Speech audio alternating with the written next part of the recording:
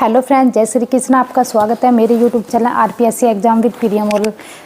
भाई, अगर कोई भी स्टूडेंट है जिसने भी किसी भी गवर्नमेंट जॉब के लिए कोई फॉर्म फिल करा है और उसे ऐसा लग रहा है कि वो जो है ये एग्ज़ाम पास नहीं कर सकता, या फिर काफ़ी टाइम हो गया है पढ़ते पढ़ते और एग्ज़ाम पास नहीं हुआ है, इस टाइम निराश हो गए हैं, क्योंकि अब क्या है, थोड़ी हमें जवाब भी देने होते हैं।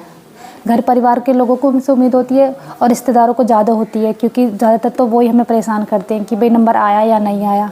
तो बच्चा क्या है, डिप्रेशन में चला जाता है। तो मैं सिर्फ आपको ये बताऊंगी कि सरकारी नौकरी पाना इतना हार्ड नहीं है। अगर हम अच्छे से मेहनत करते हैं तो सिलेक्शन हो जाता है। सिर्फ हमें कुछ चेंज करने होते हैं अपने पढ़ने के तरीके में। तो हमें करना क्या है, आज की वीडियो में मैं यही बताने वाली हूँ। वीडियो पूरा देखना कि क्या क्या चीज़ हम करें ताकि हमारा सिलेक्शन जो है अच्छे से हो जाए। पहली बात, अगर कुछ बच्चे क्या है, एक बार अपनी बुक पढ़ लेंगे, मतलब पूरा सिलेबस वो एक बार पढ़ लेंगे तो उन्हें ऐसा लगता है कि हमारा सिलेबस कवर हो गया है पूरा और मैंने अपने पूरे सिलेबस को एक बार पढ़ लिया है। देखो भाई, एक बार सिलेबस पढ़ने से कुछ नहीं होता, क्योंकि वो जीरो हो जाता है। अगर हम एक बार अपना पूरा सिलेबस पढ़ भी लेते हैं और उसके बाद हमें ऐसा लगता है कि चलो ठीक है, सिलेबस कंप्लीट हो गया है और अब जो है मैं एग्ज़ाम देने के लिए तैयार हूँ, क्योंकि उन्हें ऐसा लगता है कि जो उसने पढ़ा है वो उसे याद है। क्योंकि हम सोचते हैं कि जब हम एग्ज़ाम हॉल में जाएंगे एग्ज़ाम देने और जैसे ही क्वेश्चन हमारे सामने आएगा तो हम एकदम से याद आ जाएगा कि हमने क्या पढ़ा है और हम टिक लगा के आ जाएंगे। वो मतलब ये सोचते हैं कि ठीक हो जाएगा, ऐसा उनका मानना है कि वो ठीक हो जाएगा, लेकिन ऐसा नहीं होता, क्योंकि वहाँ जाके हम सबसे ज़्यादा कन्फ्यूज हो जाते हैं कि ये वाला आंसर था कि ये वाला। तो इसके लिए हमें क्या करना है, कोई बात नहीं, आपने एक बार अपना सिलेबस पढ़ा है, अब दोबारा से फिर उस सिलेबस को शुरू कर दीजिए। तो आप कम से कम ये मान के चलो कि हमें हमसे 20 बार, 20 नहीं तो आप 15 बार अपने सिलेबस को पढ़ेंगे। और उसके बाद आपको एक छोटा सा काम करना है जो बहुत इम्पोर्टेंट है, जो ये मैंने भी गलती की थी, क्योंकि मैंने कभी मॉक टेस्ट नहीं लगाए। तो मुझे हमेशा यही रहता था कि जब एग्ज़ाम होगा ना तो मैंने पढ़ लिया है, 2 बार पढ़ लिया, 3 बार, ये रहता था कि चलो ठीक है पढ़ लिया है, अब जब एग्ज़ाम होगा तो मैं तुक्का लगा दूंगी, है ना, क्योंकि मुझे देख के याद आ जाता है। लेकिन वहाँ हम सबसे ज़्यादा कन्फ्यूज होते हैं। तो करना क्या है भाई, आपको एक मॉक टेस्ट डेली लगाना है। चाहे आपका किसी भी सब्जेक्ट से आपने फॉर्म भरा हो, किसी भी गवर्नमेंट जॉब के लिए आप तैयारी कर रहे हो, मॉक टेस्ट बहुत ज़रूरी है।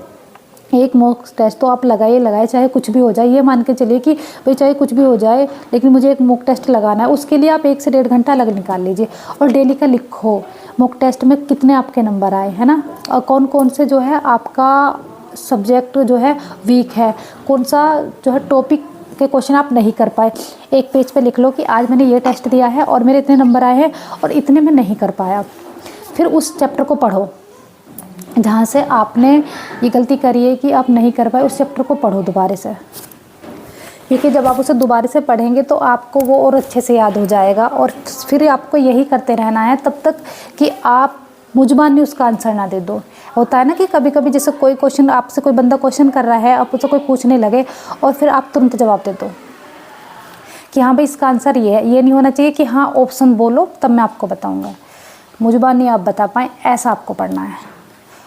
क्योंकि गवर्नमेंट जॉब पाना कोई बहुत बड़ी बात नहीं है, लेकिन सही तरीके से पढ़ना बहुत ज़रूरी है। क्योंकि कभी कभी क्या, कोई बच्चा होता है कि 8 से 10 घंटे पढ़ लेते हैं, 12-12 घंटे बच्चे पढ़ाई करते हैं, लेकिन उनका लास्ट में का सिलेक्शन नहीं होता, क्योंकि यही होती है कि वो टेस्ट नहीं लगाते और उन्हें अपनी तैयारी का अंदाज़ा नहीं होता कि किस लेवल की तैयारी उनकी है। उन्हें ऐसा लगता है कि जो उन्होंने पढ़ा है वो ठीक है, बढ़िया वो पढ़ रहे हैं, सही है। आप पढ़ो, लेकिन आप एक मॉक टेस्ट ज़रूर लगाओ। इससे क्या होगा, आपको अपनी तैयारी का साथ के साथ पता लगता रहेगा और आपको अपने जो वीक पॉइंट है उनका भी पता लगता रहेगा कि मेरा कौन सा जो है सब्जेक्ट वीक है, कौन सा टॉपिक मेरा ऐसा है कि जो मुझे अच्छे से याद नहीं हुआ।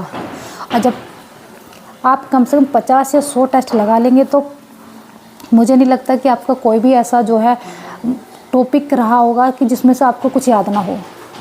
आप करके देखिए, 101% आपका सिलेक्शन हो जाएगा। सिर्फ कुछ दिन की बात है।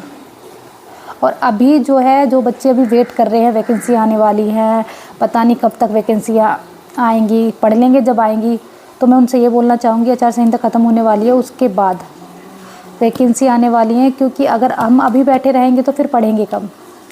कुछ बच्चे ऐसे हैं जो अब भी तैयारी कर रहे हैं, तो फिर सिलेक्शन किनका होगा, आपका या फिर जो बच्चे पहले से पढ़ रहे हैं उनका ही होगा ना, जो बच्चे पहले से पढ़ रहे हैं। तो भाई सभी अपनी जो है अपनी किताब कॉपी उठा के पढ़ना शुरू कर दे, क्योंकि इसके अलावा हमारे पास कोई और ऑप्शन नहीं है। क्योंकि अगर हम, और एक कमेंट मुझे आया था कि इंग्लिश के लिए, इंग्लिश फर्स्ट ग्रेड के लिए कौन सी बुक पढ़ें और साइकोलॉजी के लिए कौन सी बुक पढ़ें। तो भाई मैं बता दूं, बुक सबसे अच्छी वो है जो हमें समझ में आ जाए। क्योंकि कभी कभी क्या होता है, हम किसी दूसरे के कहने से बुक ले आते हैं। जैसे हमने किसी पे बुक देखी और वो बंदा कह दे कि बुक अच्छी है, ठीक है, हम बुक ले आए, उसके बाद हमें समझ में नहीं, तो उसका कोई फ़ायदा नहीं है। आप जाओ बुक स्टोर पे और देखो कि आपको कौन सी बुक अच्छे से समझ में आ रही है। सबसे अच्छी बुक वो है जो उसकी लैंग्वेज हमें समझ में आ जाए। क्योंकि ज़्यादातर बच्चे लैंग्वेज देख के ही जो है बुक को पढ़ना नहीं चाहते, उससे बचना चाहते हैं। उन्हें ऐसा लगता है कि यार लैंग्वेज इतनी टफ है, कैसे पढ़ाई होगी, तो वो उस बुक को रख देते हैं कि आज नहीं कल पढ़ूंगा, कल नहीं परसों पढ़ूंगा। और ऐसे करते करते एक महीना ऐसे निकल जाता है, फिर तो कई महीने ऐसे निकल जाते हैं, क्योंकि बच्चा फिर उस चीज़ से डरने लगता है। तो भाई जो भी लैंग्वेज बुक की आपको ईजी लगे वो बुक आपके लिए सबसे परफेक्ट है। उसमें क्या है, ग्रामर आती है। देखो ग्रामर के लिए आप, अगर आपका बेस पहले से तैयार है तो फिर आप कोई सी बुक ले आओ, एक प्रैक्टिस सेट ले आओ, वो कर लो, हो जाएगा। और लिटरेचर के लिए, लिटरेचर की जो लैंग्वेज है थोड़ी टफ होती है, तो आप देख लो कि जो भी लैंग्वेज आपको ईजी लग रही है, आपको ये लग रहा है कि ये मुझे पढ़ने में सही समझ में आ रहा है, तो आप वो ले लो। क्योंकि मैं बता दूं कि भाई आप ये ले लो, ये ज़्यादा बढ़िया। अगर आपको ना समझ में आए तो ज़्यादा बढ़िया ये है कि जो आपको समझ में आ रही है वो आप पढ़ लो। क्योंकि मैं तो देखो, मेरा इंग्लिश का जो है पहले से ही बेस वो था क्लियर, तो मैं तो पहली ही जो मेरी बुक है, कोई मैंने अभी नई बुक नहीं ख़रीदी है, तो वो मैं पुरानी बुक पढ़ रही हूँ।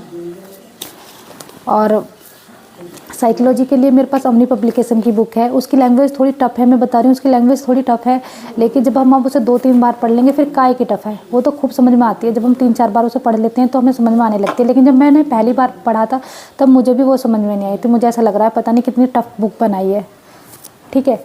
और जैसे सिखवाल पब्लिकेशन की बुक है, उसकी लैंग्वेज मुझे बहुत अच्छी समझ में आती है। तो जीके के पास, जीके की जो बुक है मेरे पास सिखवाल पब्लिकेशन की है, तो मैंने कोई और बुक खरीदी नहीं है, वो मेरे पे ऑलरेडी बुक ही है। और अभी मैं ख़रीदने वाली भी नहीं हूँ, क्योंकि उसी से मैं तैयारी करूँ। क्योंकि जितनी ज़्यादा बुक हम चेंज करते हैं उतनी ज़्यादा हम कंफ्यूज होते हैं। तो मैं तो अपने पास एक ही बुक रखूँगी, उसी से मैं अपनी तैयारी करूँगी।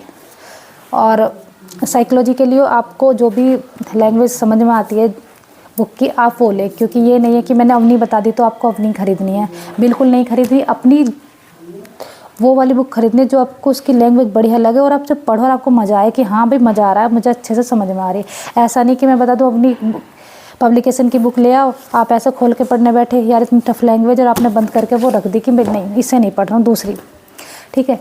तो जो भी लैंग्वेज समझ में आ रही है वो लें और उससे ही अपनी पढ़ाई शुरू करें। अब लग जाओ भाई, क्योंकि वैकेंसी आने वाली हैं। अब इंतज़ार तो बहुत हो गया, कई महीने हमारे ऐसे ही निकल गए हैं कि वैकेंसी कब आएंगी, कब आएंगी, कब आएंगी। आएंगी वैकेंसी, क्यों नहीं आएंगी, वैकेंसी तो हर साल आती हैं। बस फ़र्क इतना होता है कि हम जो है टाइम टू टाइम पढ़ते हैं। पहले से हम अब कोई तैयारी रखते नहीं हैं, पेपर देने जाते हैं, वहाँ 1 बार 2 बार सिलेबस पढ़ा और हम खुश हो जाते हैं कि हाँ 2 बार पढ़ चुके हैं हम, तो क्वेश्चन तो करके ही आएंगे। और वहाँ जाके सबसे ज़्यादा कंफ्यूज हो जाते हैं और क्वेश्चन नेगेटिव में चले जाते हैं। तो भाई अपने आप अपनी पसंद की बुक लेकर आएँ, किसी की बताई हुई बुक बिल्कुल ना लेकर आएँ। तो उम्मीद करती हूँ आपको मेरी बताई हुई जानकारी अच्छी लगी होगी, और चैनल को ज़रूर सब्सक्राइब करें, वीडियो को लाइक करें, कमेंट करें। Thank you.